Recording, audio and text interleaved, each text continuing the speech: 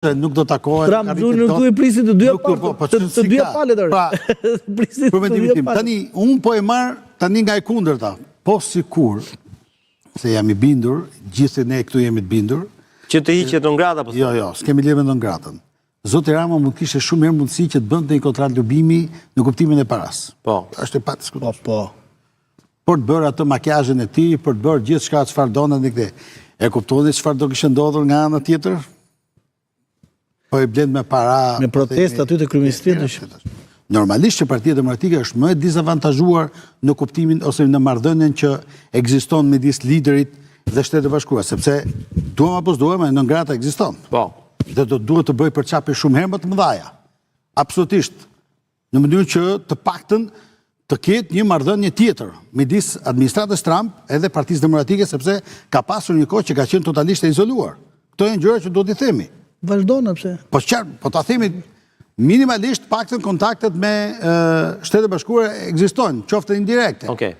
Tani edhe Asivita, pavarësisht nga kjo, nuk mund të merret çdo gjë negativisht. Fatikisht ka sjell një tjetër pastaj se çfarë do bëjë, se çfarë produkti do ketë, kjo është histori tjetër, nuk po hym kësaj pjese. Kështu që për mendimin tim, duke dhe zoti Rama këtë e ka marrë dhe shikon realisht si një gjë që do duhet t'i thotë shqiptarëve që kush janë këta që flasin për korrupsionin, flasin për atë, për këto e tjera në lidhje me paranë. Por, shërbimi më i madh që mund të ishte bërë nga Partia Demokratike, fatikisht me këto $6 milion, nëse do i kishin realisht donacione të ligjshme në përputhje me ligjin shqiptar, të kishte në arkat e veta, realisht do kishte një makinë elektorale shumë herë më të fuqishme, qoftë edhe me partinë, sepse sot fushatën elektorale po e bëjnë vetëm kandidatët me fondet e tyre. Personale. Lutëm, ta mbaroj. Me fondet e tyre personale dhe vetëm ata që janë listën e hapur. Se ata të listës mbyllur, ata i duhen dhe drekën gati, po nga këto të listës të hapur, ku shkojnë terren. Po deshtë. Dhe nëse këto para do i kishe pasur partia, qoftë edhe për ato kandidatë, dhe mund të shpërndante, për ato kandidatë cilë nuk kishin mundësi financiare, për mendimin tim, kjo do kishte qenë ndoshta një ndihmës shumë e madhe për pasur realisht një makinë elektorale që funksionon. Dhe jo, do një nga ato kandidatë, të gjitha ato, po themi, rezervat ose që ka pasur kanë marrë kredi disa, më kanë marrë kredi. Ose kanë marrë kredi, dalin fushat në qëta. Steva, Ramos si e shikoni?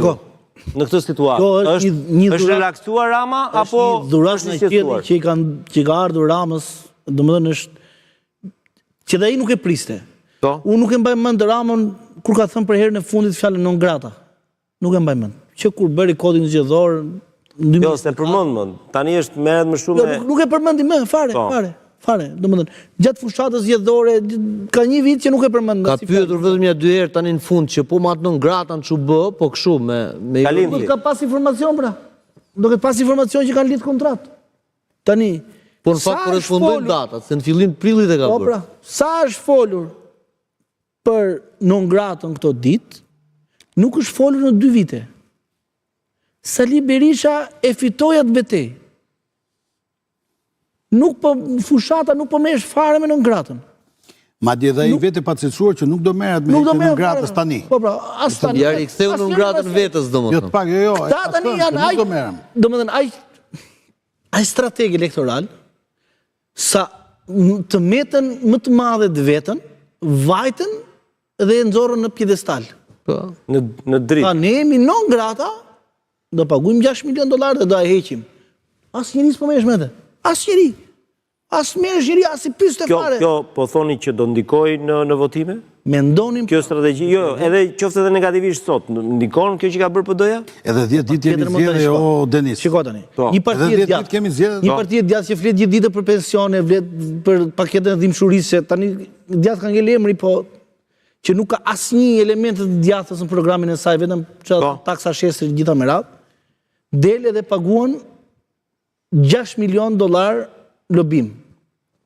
Unë jam dakord, nëse ti je i djathtë dhe thua unë jam i djathtë, jam pro biznesit, nuk merren fare me çështje sociale, patjetër që shoqëria ka evoluar do ketë edhe çështje sociale, po unë e shoh me zhvillimin e shoqërisë, zhvillimin e ekonomisë, ndihmohen dhe shtresat nevojë gjitha me radhë. Po unë jam pro biznesit dhe për këtë nevojë unë kam këtë qëndrim.